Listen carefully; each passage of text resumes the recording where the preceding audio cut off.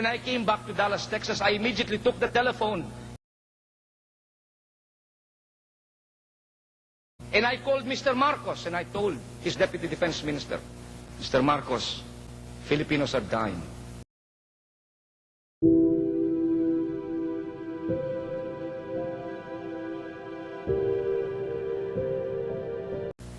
Tell the President I have a formula.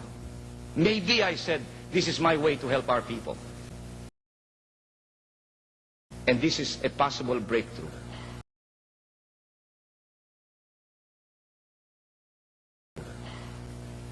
What did Mr. Marcos do?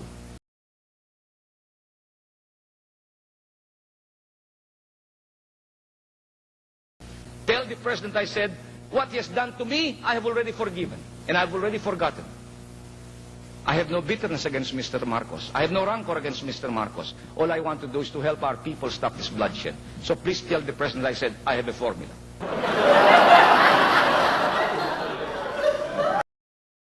In 2 days, I said, I will be sending him a formula. And I wrote this formula, a secret formula I sent to Mr. Marcos, and I said, we should legalize the Communist Party of the Philippines and give them exactly the same forum to expound on their ideas. There may be a difference in ideology and approach, but we are united in one.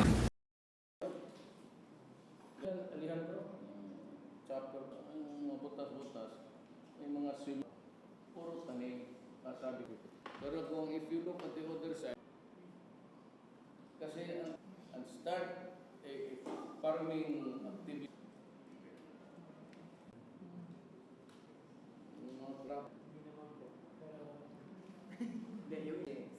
Yan lang kami sa gate. We are progressing in the talks. Ang problema lang dyan, unahin ko lang yung ano. And you might want also to that's your part of your in the past po meron we will work on that. You please the camera.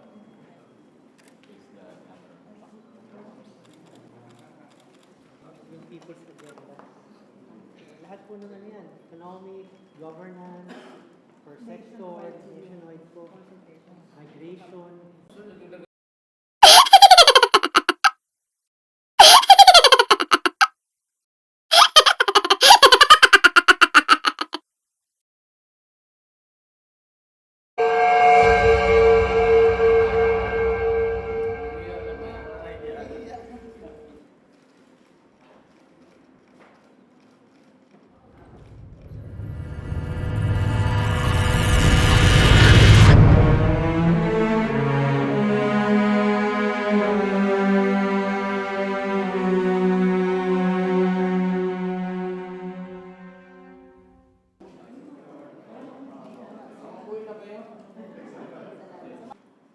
I will not accept a dictatorship of the right.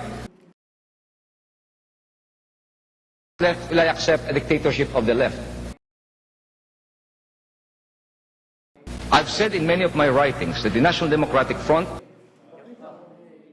especially its militant arm, the New People's Army, has been instrumental in many social changes in our country.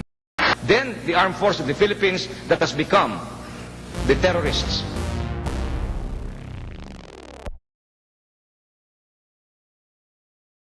Mabuhay ang NPA! Mabuhay! Mabuhay ang NPA! Mabuhay! Mabuhay ang NPA! Mabuhay!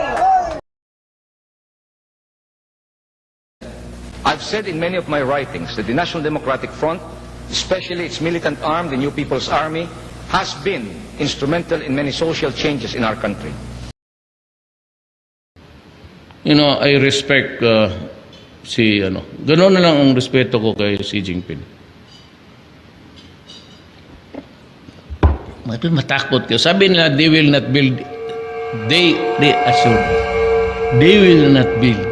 anything there sa Scarborough Show. Maniwala kayo kasi yan ang commitment sa akin ng China. And galing kay si Xi Jinping mismo nagsabi. And he's a man of honor.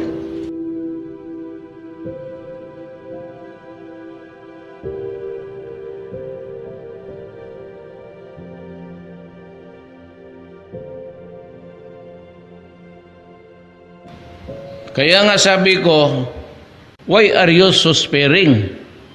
Gusto ninyo, gawain na lang ninyo kaming province, Fujian, pati Philippine province of China. Di wala tayong problema. We say, libre na lahat. Kasi yung oil, joint naman. Yung oil mo, dito mo ang pinakamarami. 2/3 amin, 1/3. Mayaman naman kayo. Tsaka probinsya na kami. Oh, province of Philippines, Republic of China. The nearest is Fujian. Hayaan mo na lang yung Taipei. Huwag na natin galawin. Baka maliit-liit na ano. Hayaan mo yan siya. Just let it float there for... Makuha mo ang Philippines, wala nang problema. Kasi maraming pera eh. Kung babae pa itong China, niligawan ko na yun.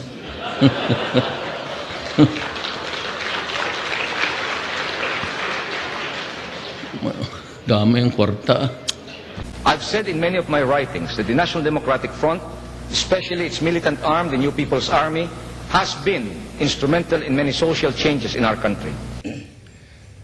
Your current visit reminds us of the visit by your mother, the then President of the Republic of the Philippines in 1988. 你在您访问我国的时候，我们也会热情地款待您。 We are very excited with our visit today. And I have been told, for instance, that our national hero, Dr. Rizal's great-grandfather by the name of Kenan lived in Gyeonggi village in Xinjiang, Fujian. 听说我知道我的祖父、曾祖父曾经是福建漳州人。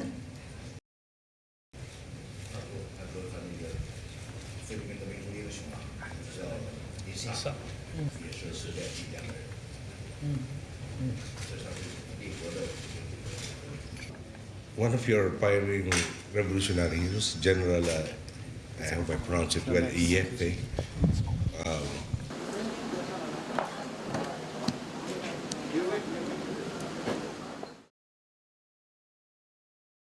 There may be a difference in ideology and approach, but we are united in one. We are united against the dictatorship. My position is very clear.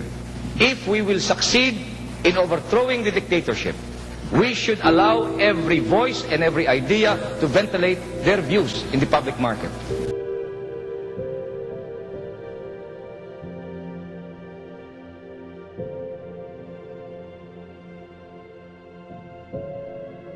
And once they've expounded their ideas and the Filipino people should opt them, then I think we should, in the spirit of democracy, accept majority rule.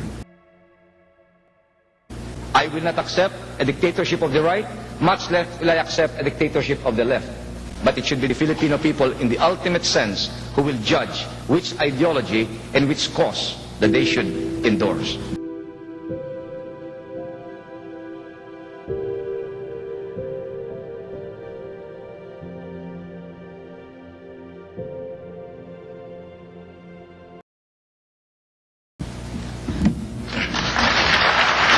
Then the armed force of the Philippines that has become the terrorists of our own people. The soldiers who are supposed to be our guardians have become our custodians.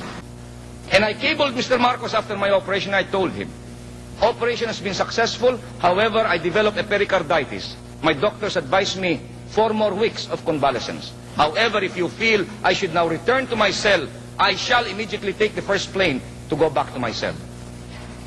Mr. Marcos had General Ver call me and said, pinasasabi po ni Presidente, magpalakas na muna kayo dyan. Take your time, and when you are strong and ready, you can return. For Filipinos in the U.S., what do you propose for them to do to hasten the dismantling of the dictatorship in the Philippines? For one, there is really very little that you can do. However, I hope that because the press in our country is controlled, every time you write your people back home, include some clippings that are found in American newspapers about what's happening back home. Do you know that yesterday, the Los Angeles Times had a story? 2,000 demonstrated in Manila. Nuns and priests were bombarded by water cannons. I talked to Manila only this morning. They told me not a single line of the story that has appeared in Los Angeles Times has appeared in Philippine press. Therefore, our people do not know what's happening. There was a clash in Sulu. We knew about it here, but in the Philippines, not a word was said in the newspapers. What can you do, therefore? When you send your monthly remittances, no matter how small, include the clipping so they will be enlightened. How would you explain the severe poverty in the Philippines? Any alternatives? What are its roots and causes? That's the story. There was no deal. There was no other considerations. And when I arrived in America, I want to tell you, I was a very sick man. I had to rest in San Francisco. When I arrived in Dallas, Texas, immediately the doctors brought me directly to the hospital and then checked me. On that Monday, May 12, they gave me an arteriogram. At 1 o'clock that day, my Filipino doctor, cardiologist, Dr. Rolando Solis, came and said, Senator, he said, I'm sorry, but you have to undergo a triple bypass. I said, Doctor, what day is today? Sabi niya, May 12. Tomorrow is May 13, hit me tomorrow. No, sabi niya, no hurry, you can do it on the 14th. I said, no, hit me tomorrow, May 13. Sabi niya, kang bahala. And so he asked me, may I know why you want the 13? My friends, in 1975, I went on a hunger strike for 40 days and 40 nights. On May 5, 1975, my blood pressure dropped 60/40 and they could hardly feel my heartbeat and I had no pulse. And they rushed me to the Veterans Memorial Hospital. On May 13, 1975, on the 40th day of my fast, and that was my pact with my Lord, that I will go for 40 days and 40 nights because I wanted to die. But if you do not allow me to die, I said, then I take it, you still want me to continue, and your will be done. And so, on that day of the Lady of Fatima, May 30, 1975, I ended my fast. 5 years to the day. On May 5, 1980, and all because I wanted to wait for the burial of my doctor, they brought me out to the heart center. And then, on May 13, I was scheduled to have my triple heart bypass. 5 years to the day. I do not know the meaning of those coincidences. And so I told my doctor, hit me tomorrow because I will survive. And so I finished my operation, and I was recuperating. A week later, the international press came out with the story. Mr. Marcos extends indefinitely the stay of Aquino in America. On the basis of that report, I wired Harvard University and I said, I am now ready to accept the fellowship that you offered me. And Harvard University extended the invitation again to become a fellow at the Center for International Affairs. And that's the story. But I have no intention of seeking political asylum in America, as you know. I've always said that I shall return to the Philippines as soon as my Harvard fellowship is over, and I took it only because Mr. Marcos extended my stay indefinitely. But when I was convalescing, and I was receiving hundreds, thousands of letters from all over the world, America and the Philippines, Filipinos sending me $5 and $10 to help me in my hospitalization, sending me little money, token of money for my fellowship in Harvard. There was one underlying note in all of these letters. We waited for you for 8 years. Will you now abandon us? I am a human being, my friends. I have suffered 8 years of imprisonment. I have suffered loneliness like no other man has suffered loneliness in my life. I have been away from my children and my family, and I am financially ruined after 8 years. It is only instinctive for a man to look for his peace. And I debated with my mind, and I debated with myself, and I debated with my wife and my children whether I should go back to the arena of combat. I felt that I already earned my peace. I have done my best. I waited for 7 years and 7 months, and the Filipino people did not react. And they would even give me the impression that they loved their chain and their slavery. What can one man do if the Filipino people love their slavery? If the Filipino people have lost their voice and would not say no to a tyrant? What can one man do? I have no army, I have no following, I have no money, I only have my indomitable spirit. But the letters kept pouring in, and they said, we waited for you for 8 years. Will you now abandon us? And so with nostalgia, I recalled the situation in my prison. There in that prison, I shared a cell with a great Filipino. His name is Senator Jose W. Jokno, one of the most respected men in our country, a man who could not be bribed, a man whose towering integrity is a byword with the youth. He stayed with me for 2 years in jail, and then after 2 years he was released. No charges, no explanation. There were 100,000 Filipinos who went through those jails. Hardly 10% were charged. They were arrested without charges. They were released without explanation. That is what happened to our country. And what about the mothers and the children who lost their breadwinners when these people went to jail?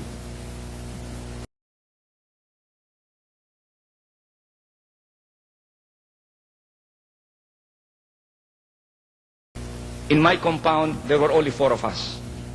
Myself, Jose Maria Sison, his wife, and Lieutenant Corpus. I did not know that there was another one, a 5th one, who was barely 150 meters away from my cell. I never knew that there was a young man by the name of Sixto Carlos Jr. It was only when I was released that I finally read his poignant story. You know what they did to this man? They tortured him no end for 2 weeks. They kept him in a safe house. They fed him poison, and his body became numb. And finally, he lost his senses, and therefore they cannot bring him back to his family because they took him apart and they cannot put him back together. This young man was a student leader in the UP. He did not see the sun and the moon for 124 days. He was chained to his cot. Jose Maria Sison was chained to his cot. His feet was chained. His hand was chained. You cannot see a more inhuman situation. And I want to tell you, my friends, until you have tasted this loneliness, you will not know what solitary confinement means. They brought me to a mountain hideout in the Sierra Madre and placed me in a box. I had only my brief and my t-shirt. I refused to eat because I thought they were poisoning me. There was nothing in the room, barely nothing. And I had nothing to do but twiddle my thumb. And for the first time in my life, I heard the ticking of every second, and I was counting every second into minutes. And as the minutes marched into hours, and the hours into days, and days into weeks, I knew what loneliness meant. And therefore, as I thought back, that there are still many valiant Filipinos fighting for freedom, fighting for your right to speak.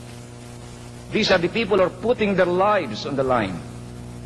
These are people who abandon their loved ones and the comforts of their home, the wealth of their offices, to be able to bring freedom back and to be true to our founding fathers. And so I told my wife, much as we have found our peace and our freedom, I will have to return to combat.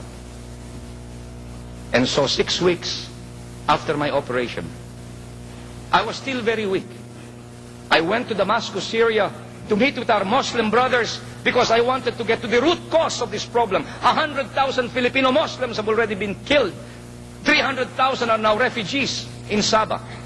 More than 20,000 Filipino soldiers have been killed in the last 8 years. And only 72 hours ago, 118 Filipino soldiers were massacred in Pada-Pada.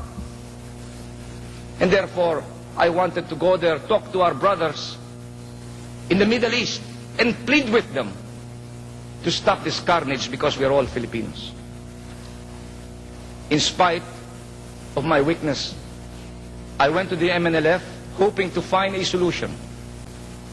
I went to Damascus, Syria. I talked to the Muslims. I did it on my own because I am aggrieved by the bloodshed that has occurred. He told the press that he sent me to Damascus, Syria as his agent and as his spy. And so I stayed on to recuperate in Dallas, Texas. Delegations upon delegations came to me. People whose name I cannot now tell you because their lives are in danger. They told me, Mr. Senator, they said, we have waited 8 years for you. Lead us. We are now ready. I said, with what? With water pistols? And said, no, sir, we are ready. They brought me to their training camps. They took me elsewhere, outside the United States, and showed me. Maybe we were a handful. Maybe we were few. But we are now ready to lay down our lives, and these are young Filipino boys and girls. These are boys and girls who come from the better families, who come from the better schools, but have now said, the time has come, we either put up or shut up. And so again, I entered into a long agony. Because I could not, for the like of me, condone violence. I told them, if you go into the road of violence, it will only lead to more violence, I said. If you kill one, Marcos will kill two, we kill three, and Marcos will kill four, and what will happen to our country? We cannot, I said, go to a road of violence. Because violence will only beget more violence, I said.